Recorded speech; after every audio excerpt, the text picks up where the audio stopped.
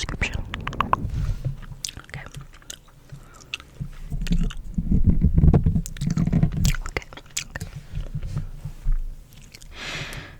The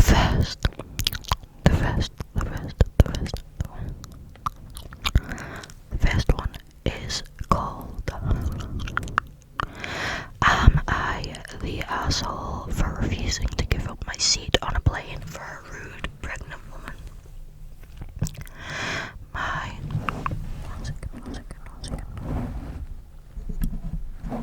My 31 male fiance, Jeremy, 32 male, and I were flying out to Louisiana to visit my parents in preparation for our wedding 2 months from now. Jeremy and I look very different from each other. We're different races, different backgrounds, different styles, cultures, etc. We never look like we're going to the same place or even like we know each other.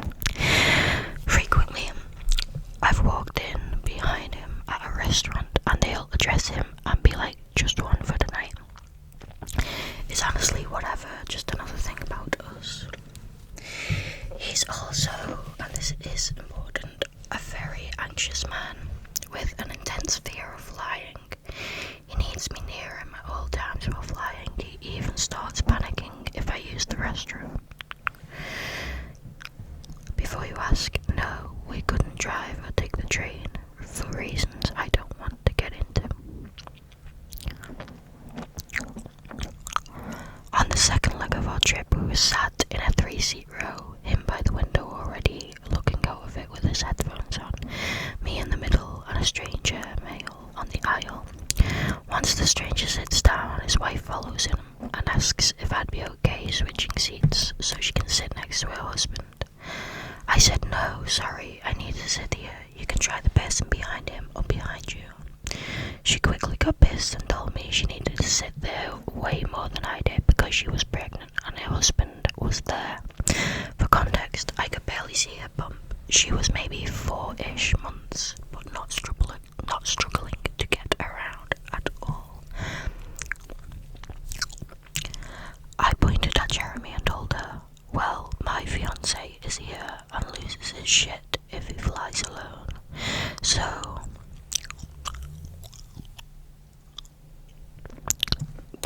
and I said, ma'am.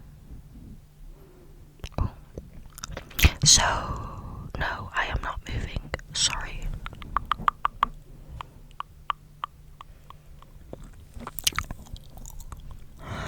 Jeremy noticed me pointing at him and took off his earbuds. She started to raise her voice and asked, well, what about this? She pointed to her stomach and said, and I said, ma'am, with all due respect, but how is it my problem who knocked you up? I'm not moving. We took off, and during the flight, between panic attacks, Jeremy told me he was glad I was there, but he wished I was nicer about it. We landed with no problem until we got into the airport, and she shoved past me on the way to the baggage claim so hard that I almost fell over. Was he right? Was I the arsehole? I was starting to agree, but then she shoved me. In my opinion, no, not the arsehole. Not at all. I'm sorry, but I'll always advocate for you get the seat that you bought, what you purchased. So they knew that they would have trouble because Jeremy is an anxious liar, so they made sure to purchase seats next to each other. If the woman really needed to sit next to her husband that badly, they should have planned ahead and bought the seats together too. You can't do whatever you like and then expect people to compensate for your for your mistakes, for your, whether it's prices or laziness or you just forgot, you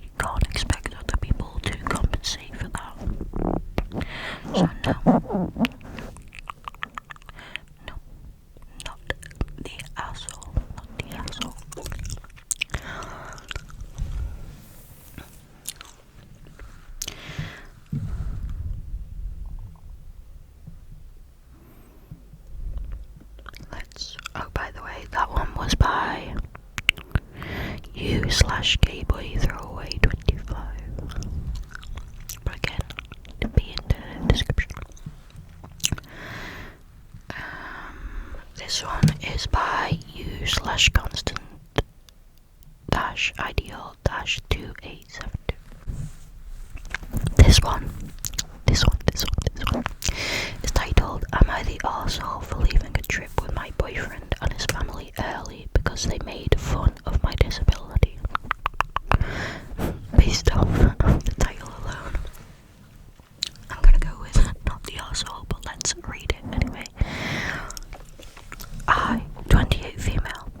Oh no, sorry. I, 23 female, have been dating my boyfriend Jack, 27 male, for a little over a year. I was born with a premature hand, which is way smaller than my other one. Basically, like if your hand stopped growing at 5 years old. I'm pretty chill about it, and even joke sometimes, calling it my baby hand. Jack's always been sweet about it, so I've never felt weird around him. When his parents invited us on a week-long cabin trip, I was excited. I liked the little I'd met of them until the jokes started. At dinner, his brother made a weird comment, asking if I needed my steak cut for me smaller or a smaller fork. It stung, but I brushed it off since Jack was in the bathroom, and it was only one remark. The next day it snowed, and when I put gloves on, one obviously too big for my small hand, his sister joked about getting a discount on gloves. Later, when I mentioned playing lacrosse growing up, his dad asked if I was ever able to shoot a goal. It all just felt really backhanded and honestly uncomfortable.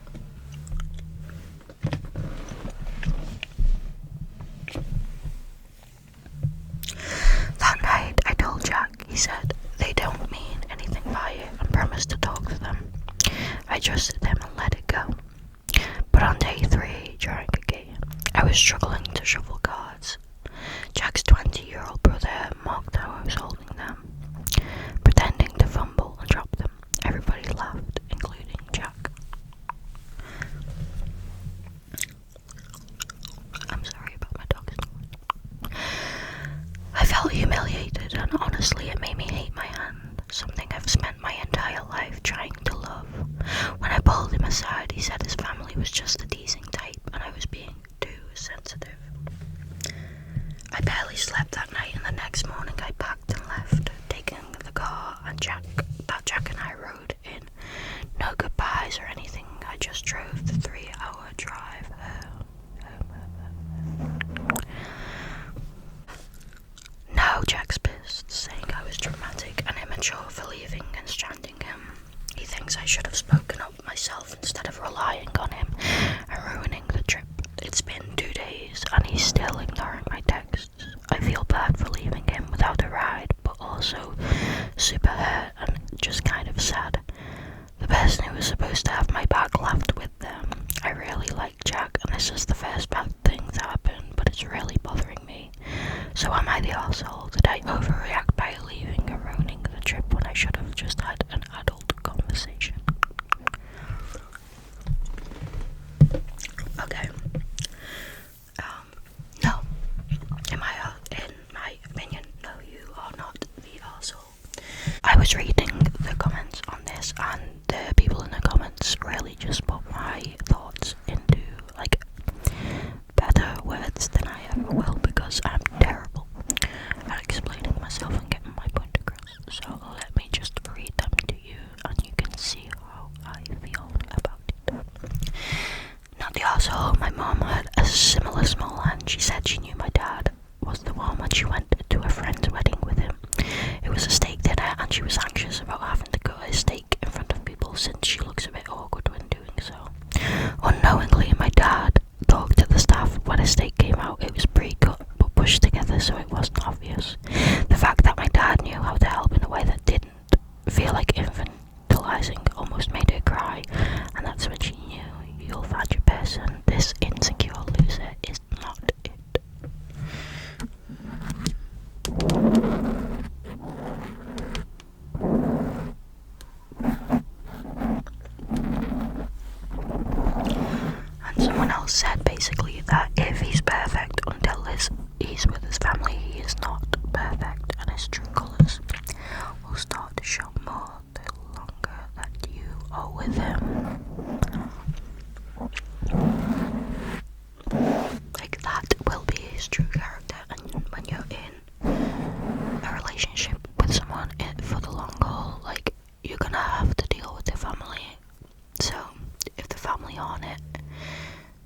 you can see why, because, you know, he was raised with them and he's also going to be like them, and they're just going to be a pain the entire time you're together, so.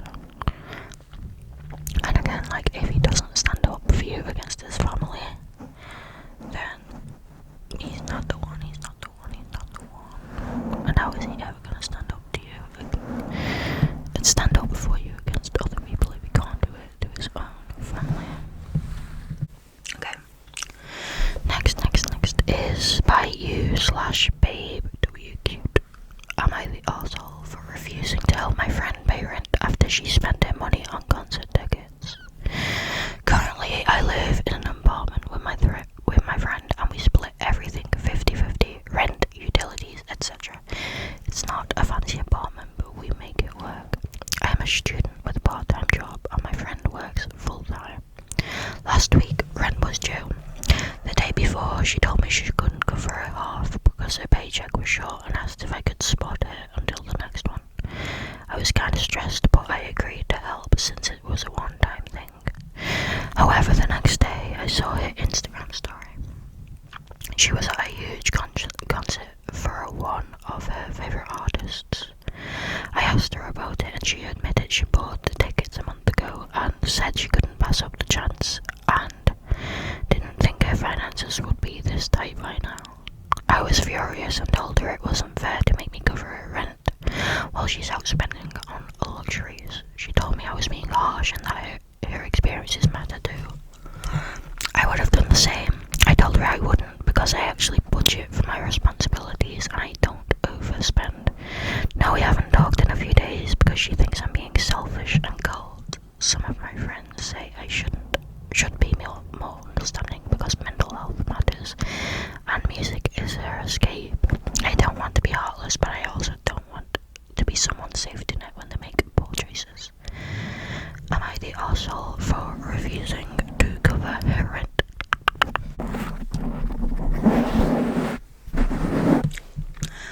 No.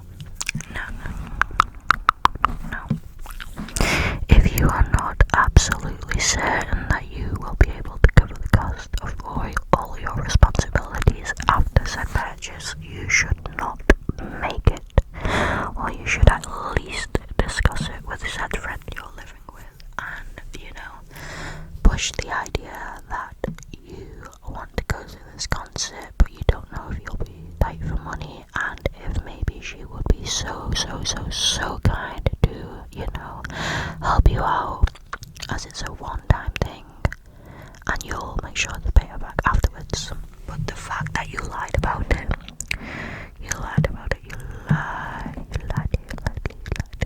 just to get her to cover it, instead of being honest about what that money was for, is so shady and not what a friend would do. And that is basically just using her, because, you know, the OB would have been well within her right to say, no, I don't want to cover for you to go to a concert, so you're gonna have to sort something else out and be, you know, a responsible adult.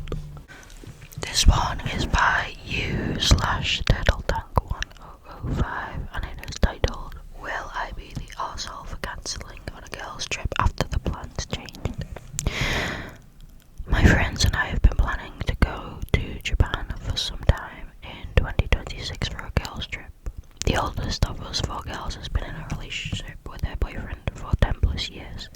I've been with my husband for 6, and another girl has been with her girlfriend for 3 years, and the youngest and biggest planner so far of us has been dating her boyfriend for about a year. When we first started talking about it, we said girls trip.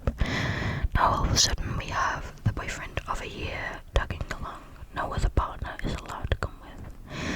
When I found out, I lost my cool. I told my husband how I was already on the fence about leaving the country without him, and how it pissed me off that I can't have my husband come with me. But my friend's boyfriend can come with, and I'm still expected to pay for a fourth of everything. All us girls are expected to absorb his share of things. Since my friend is making the decisions on where we are staying and flights, I can't just tell her my husband is coming with us. So I'm strongly thinking I just say I'm out and explain why. I just worry that my friends would think I'm over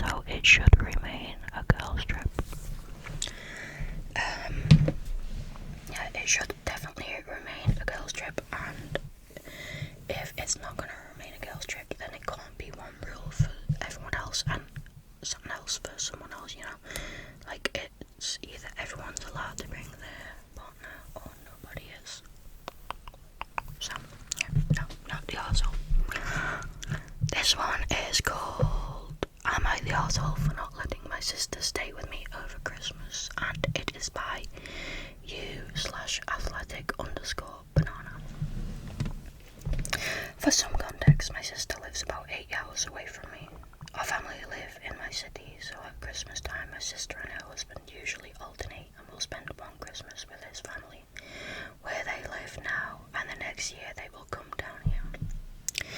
My husband and I own a 3-bedroom house with no kids. The house is like a small cottage-style home, 1 bathroom, 1 living area, so it isn't overly big. We also have 2 100-pound dogs that live inside. They cannot sleep outside because they will bark and wake up the neighbours, so they sleep inside.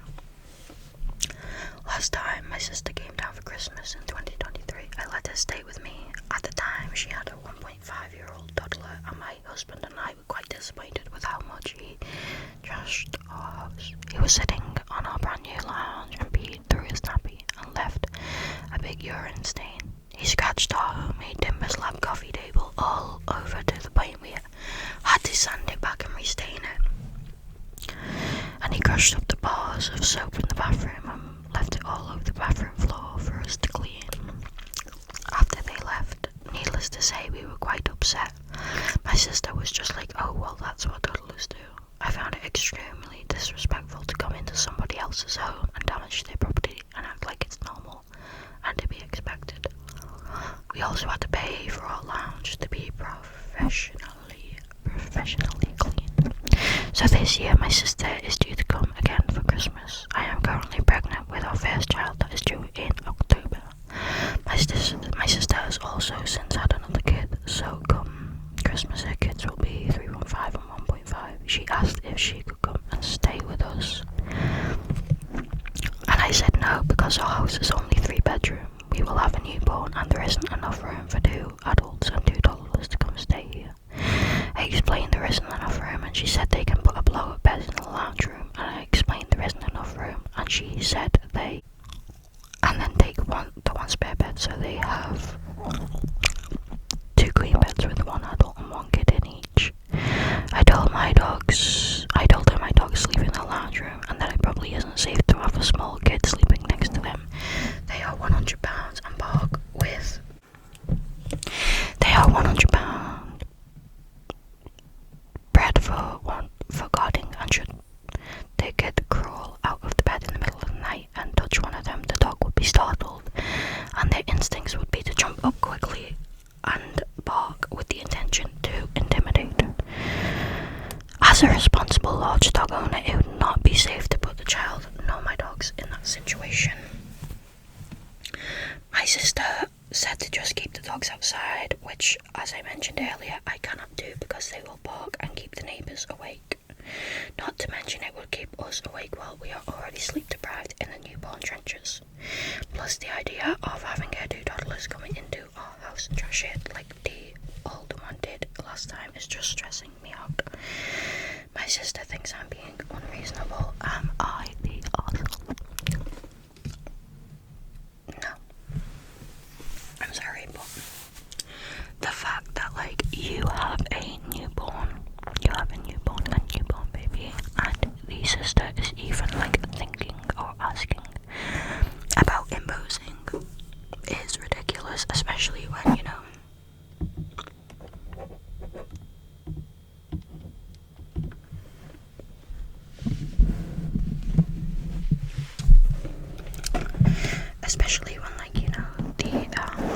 the sister has kids of her own, so she knows how stressful it is. And a lot of people just want to be alone with their immediate family, so their partner and their newborn during that stage, and that's completely fine because it's stressful enough without having to host for other people and having 2 little kids running around making a mess, waking the baby up, setting the dogs off. Yeah, definitely not the arsehole. I think it's really responsible that she is compensating for her dog size and that they are garden dogs rather than pretending, oh no, they're fine, like a lot of dog owners do. Like my dog, she's really big and she's also she's super duper reactive. She's not friendly towards strangers and she's not friendly towards other animals, unfortunately, so I would never treat her like she is. I'm always kind of on guard when we take her out. She always has a muzzle on. always kept on a leash. Always try and keep off-leash dogs away from her, because that's what you do. You compensate for your dog. If your dog is loud, if your dog is reactive, if your dog is skittish, anxious, whatever, you have to compensate for how your dog is.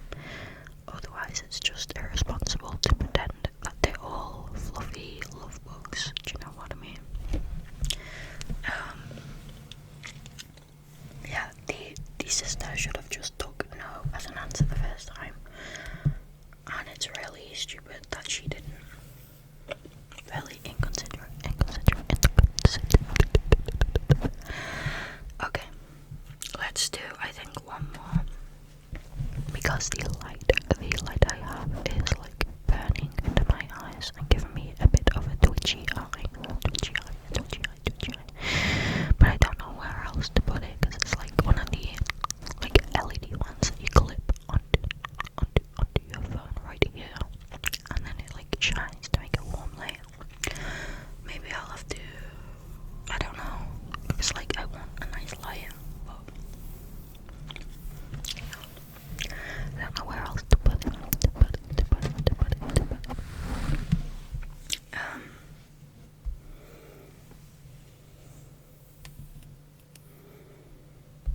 Let's do this one. This one is by u/mgl_santos_.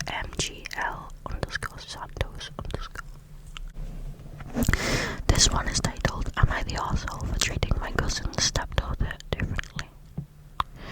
I was raised in a family-orientated household, so I grew up close with my cousins and other extended family members my age. After the following years, we grew, had our own lives, but the bond was still the same, if not stronger. After the following year, some of these members settled down and had a family of their own, while I am close with their kids. Having my own, I feel, is not for me. I don't think that I want to have that responsibility, or at least not yet. Since I am single, have low maintenance lifestyle, child-free, have a stable job, some passive income and extra money, I try my best to share my blessings to everyone, including to the younger generations of the family. Fast forward to last weekend, we celebrated my grandmother's birthday, so it was kinda a big deal, and nearly every family member is gonna be there. With that in mind, I prepped some goodie bags filled with chocolate, candy, and some cookies. I also baked some extra just in case more kids attended the reunion and planned family friends, as a separate set of goodie bags, which includes 3 assorted cookies. After the day ended, I handed every kid a goodie bag to take home. Everyone was happy and appreciative with the gift, so I thought. My cousin's stepdaughter then approached me, complaining that why is her goodie bag smaller than her younger sister. Luckily, there were 2 extra cookie bags, but she complained that she wanted chocolate and candies too, like everyone else. But I said if she had more cookies than anyone with 12, and if she wanted, she can trade some of her cookies with her sister or ask them to share. She said she didn't want to, and said since she's older, she deserved the extra cookies as well as the other goodies.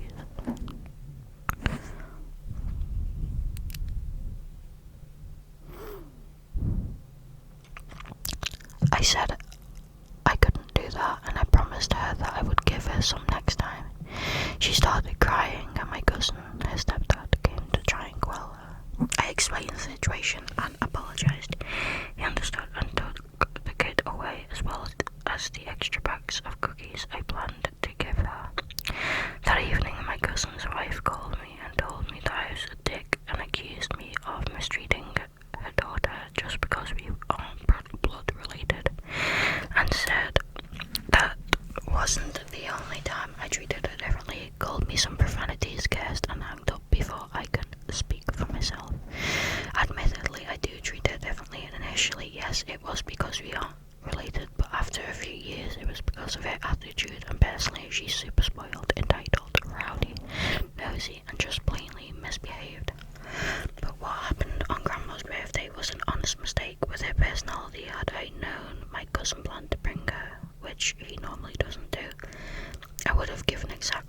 sisters and the other kids to avoid the drama. So am I the asshole?